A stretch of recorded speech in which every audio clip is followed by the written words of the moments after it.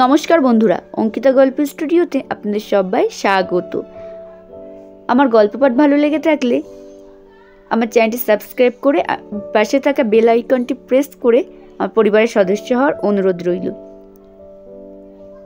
গল্প শোনা হয়ে গেলে একটি লাইক ও একটি কমেন্ট করবে। আপনার একটি লাইক ও একটি কমেন্ট কিন্তু আমাকে আরও বহু মানুষের কাছে পৌঁছতে সাহায্য করবে। অঙ্কিতা গল্প স্টুডিওর আজকের নিবেদন শুভঙ্কর সাহের ছোট গল্প ভাগ্যবতী। তো চলুন গল্পটি শোনা যাক। কেরিয়ারের চিন্তায় রাত জেগে জেগে সৌরভের চোখের নিচটায় মোটা কালি জমেছে। অন্য দিনগুলোর মতো কালকের রাতটাও তার দুই চোখে ঘুম আসেনি। ডিপ্রেশনে সে যেন একটু একটু করে শেষ হতে বসেছে। তারপরে বেড়েছে নিজের শরীরের ওপর অত্যাচার। মানে ইদানিং সে সিগারেটটা একটু বেশিই খাচ্ছে। তার আজকাল অন্ধকার ঘর ছাড়া আর কিছুই ভালো লাগে না। চোখেতে বাইরের আলো পড়লেও সে অস্বস্তি বোধ করে। সকাল হয়েছে। ওর মা ওকে অনেকবার ডেকে সাড়া না পাওয়ায় খানিক ভয় পেয়েই ওপরে এসে ওর ঘরের দরজা ধাক্কা দিলে পর অন্যমনস্কভাবে সিগারেট টানতে থাকা সৌরভ সিগারেটটা অ্যাস্ট্রেতে কোনোভাবে ফেলে দিয়ে সারা ঘরে বেশ কয়েকবার পারফিউম স্প্রে করে দরজাটা খুলে দিলে পর ওর মা ওকে দেখে যেন বুকে ধ্যাত ফিরে পেল। এত বার করে ডাকছি, সাড়া দিচ্ছিলি না কেন রে? সৌরভ ইদানিং কারোর কথায় যেন সহ্য হয় না। মেজাজ সারাক্ষণ তেতো অবস্থায় থাকে।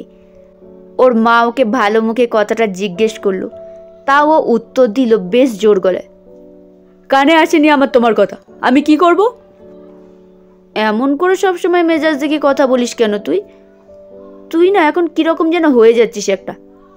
যাচ্ছি তো যাচ্ছি, কে তোমাদের আমার খোঁজখবর নিতে বলেছে? মাকে এক প্রকার মুখ ঝামটা দিয়েই সৌরভ তেতলার ছাদের দিকে চলে গেল। ওর মা ওর ব্যবহারে কিছু না মনে করে পিছু পিছু ডেকে বলল, চল না, খেয়ে নেবি কিছু। তোমাকে ভাবতে হবে না আমার কথা। মাথা গরম অবস্থায় সৌরভ ছাদে উঠে প্রথমে একটা সিগারেট জ্বালালো। তাতে বিষাক্তভাবে টান দিতে দিতে নিজের মনে যেন কী সব বিড়বিড় করতে লাগলো। কি অমন সময় পাশের ফ্ল্যাটে তাদের বাড়ির দিকে রুমটার ছোট্ট মতো বারান্দায় তার চোখেতে পড়ল এক তরুণী। তাকে দেখা মাত্রই সৌরভ যেন হুট করে কেমন শান্ত হয়ে গেল। ঠোঁটের থেকে সিগারেটটা তার হাতে নেমে এলো। ভীষণ ঘরোয়া একজন মেয়ে, চুলের খোপায় গামছা জড়ানো, কপালে যেন লাল চন্দনের ফোঁটা। সদ্য স্নান সেরে পূজা পাঠ করে তাদের ওই ছোট্ট ব্যালকনিতে সুন্দর করে সাজানো বনসাইগুলোতে যত্ন করে জল দিচ্ছে। জল দেওয়া শেষ হলে পর মেয়েটা কাঁচি দিয়ে গাছের পাতা ঠিক করছে। হাতের জ্বলন্ত সিগারেটটা পুড়ে শেষ হয়ে সৌরভের আঙুলের ডগায় মৃদু একটা ছ্যাঁকা লাগলে পর সে অস্ফুটভাবে অহ করে উঠবার কারণেই হয়তো ওই মেয়েটার সাথে সৌরভের দৃষ্টি বিনিময় হয়ে গেল, নইলে সেটাও হয়তো হতো না। আসলে ঘটনাটা ঘটবার পেছনে একটা অনুঘটক থেকে থাকে, এটাও হয়তো তাই। মেয়েটা তার চোখে চোখ পড়লে পর সৌরভ খানিক অপ্রস্তুতের মধ্যে পড়ে ঠোঁটটা একটু ফাঁক করে মৃদু হাসল। মেয়েটা সঙ্গে সঙ্গে তার চোখ থেকে চোখ সরিয়ে নিল। কেনই বা নেবে না? সৌরভের গায়ে তো কোনো পোশাক ছিল না। আর সৌরভ তা অনুভব করা মাত্র বেশ লজ্জিত বোধ করে পেছনে সরে এলো। সেদিনের মতো তাদের আলাপ অতটুকুই।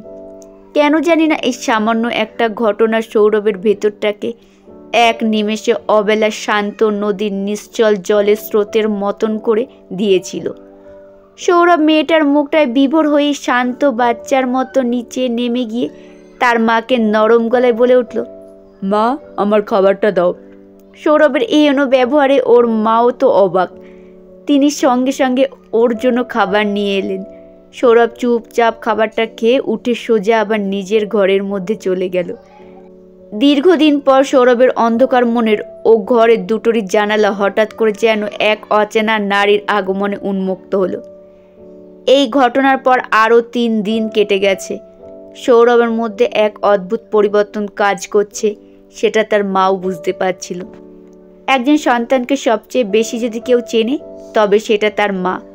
সৌরভের মাও তাই দেখে মনে মনে অনেকটা নিশ্চিন্ত হয়ে উঠতে পেরেছিল।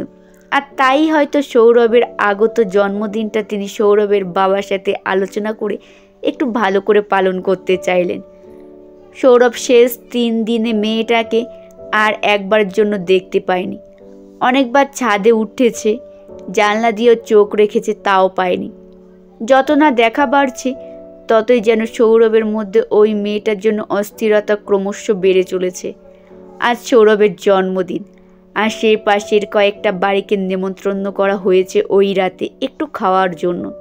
সৌরভ এত কিছু জানে না, কারণ আগে কোনো দিন এইভাবে তার জন্মদিন পালন হয়নি। হঠাৎ সন্ধ্যা নামলে পর সৌরভের মা সৌরভের রুমে এসে জানালো, কী রে, নিচে আয়, নতুন পাঞ্জাবিটা পরে। মায়ের এই কথায় সৌরভ জানতে চাইল, দুপুরেই তো পড়লাম, আবার কেন? সবাই আসছে না বলেই ওর মা নিচে চলে গেল। সৌরভ পিছন থেকে অস্ফুট সুরে 2-1 বার মা মা কথাটা বলেও থেমে গেল। মায়ের কথা মতো নতুন হলদে রঙের পাঞ্জাবিটার নিচে পড়ে গিয়ে সে এক মুহূর্ত এর মুখোমুখি হবে সে নিজেও ভাবেনি। যে মেয়েটাকে সে শেষ 2 দিন ধরে এত বার করে হন্য হয়ে খুঁজেছে, সে একটা ছোট্ট বনসাই হাতে তাদের বাড়ির নিচ দালানে এসে দাঁড়িয়ে। কি ব্যাপার? সোজা মাকে গিয়ে জিজ্ঞেস করলো, মা, ও মানে ওই মেয়েটা? হ্যাঁ রে, ওর নাম মনীষা, পাশের ফ্ল্যাটে থাকে। তোর অরুণ কাকা, আরে তোর বাবার বন্ধু রে, ওনার মেয়ে। মনীষা?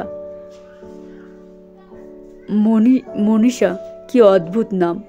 অরুণ কাকার মেয়ে? ও, আগে দেখিনি কেন?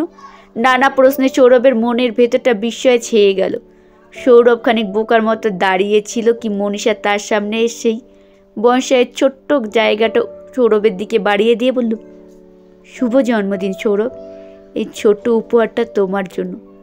সৌরভ বনসাইটা খুব যত্ন ভরে নিজের হাতে নিয়ে তার চোখের ওপর সলজ্জ চোখের নিদারুণ দৃষ্টি রেখে বলল, থ্যাংক ইউ, কিন্তু তুমি আমার নাম জানলে কি করে? আমি তোমাকে অনেক আগে থেকেই চিনি। বাবার ফটো অ্যালবামে তোমার মা, বাবা আর তোমাকে দেখেছিলাম। আর তাছাড়া না, থাক, তাছাড়া আর কিছু না। একটা কথা বলি, আসলে আমার কোনো কথা ভেতরে জমে থাকলে খুব সমস্যা হয়। মনীষা ঘাড় নেড়ে সম্মতি দিলে পর সৌরভ বলল, তোমায় সেদিন ছাদ থেকে দেখেছিলাম, তারপর আরও বেশ কয়েকবার। তুমি ঘরের জানালা খোলো না কেন? না, আমি তো শেষ কয়েকদিন খুলছি। কেন খুলছো? আগে তো খুলতে না। আসলে আমি জানি সবটা। আঙ্কেল আন্টি সেদিন আমাদের ফ্ল্যাটে এসেছিল। ও, জানতাম না তো। এত সিগারেট খাও কেন? কই, এখন আর খাই না তো। কেন খাও? জানোই তো, বললে। তোমার কাছে জানতে চাইছি। ক্যারিয়ার নিয়ে ভীষণ স্ট্রেস, জানি না কী হবে। সিগারেট খেলে কি সব ঠিক হয়ে যাবে ক্যারিয়ারের? তা না। আচ্ছা, এখন আর সিগারেট খাচ্ছ না কেন? এটা বলতে পারবো না। পারবে। মানে সেদিন তোমাকে দেখার পর একটা মেয়েকে দেখে যদি এতদিনের নেশা ছাড়তে পারো, তাহলে মেয়েটা বন্ধুত্বের হাত বাড়ায়, তবে কি সুস্থ স্বাভাবিকভাবে বাঁচতে পারবে না? হ্যাঁ পারবো। আমরা কি বন্ধু হতে পারি তাহলে? পারি না, হয়ে গেছি। নইলে তো এক দেখাতে এত কথা বলতামই না। তাই তো। এই বনসাইটা তোমায় কেন দিলাম জানো? কেন? আজকাল এটার খুব ডিমান্ড। চাইলে ব্যবসা করতে পারো। চাকরি যে করতে হবে এমন তো নয়। কিন্তু আমি তো কিছু জানি না এই সম্বন্ধে। আমি আছি না? আমি আছি তো। আছো? বেশ। Again happy birthday. আশা করি এবার সব ঠিক হয়ে যাবে। মনীষা আসার পর সৌরভের জীবনটা হঠাৎ ম্যাজিকের মতো বদলে গিয়েছিল। তার বনসাইয়ের ব্যবসা বেশ সাড়া ফেলেছিল চারিদিকে। এমনই একদিন সন্ধ্যায় মনীষার জন্মদিনের অনুষ্ঠানে সে মনীষার জন্য তার প্রিয় বনসাইটা নিয়ে গেল সাথে। তাকে সেটা দিলে পর মনীষা ভীষণ খুশি হয়ে জিজ্ঞেস করলো, কি করে জানলে এটা আমার সবচাইতে প্রিয় গাছ? প্রিয় মানুষের প্রিয় জিনিসটার খোঁজ রাখবো না? মানেটা থাক না। না বলো। থাক না। বলো বলছি। আচ্ছা, আমরা কি এখন শুধুই ভালো বন্ধু? মনীষা কথাটা শুনে লজ্জা পেল। কি হলো, বললে না? না, হয়তো কি, পরে বলবো একদিন। বেশ, অপেক্ষা করবো সেই দিনটার। তবে একটা কথা তোমায় বলতে চাই, তুমি আমার জীবনে আশীর্বাদের মতো ভাগ্যবতী হয়ে এসেছিলে।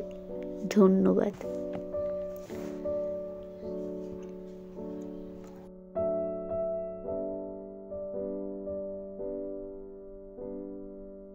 নমস্কার বন্ধুরা, শেষ হলো গল্প পাঠ।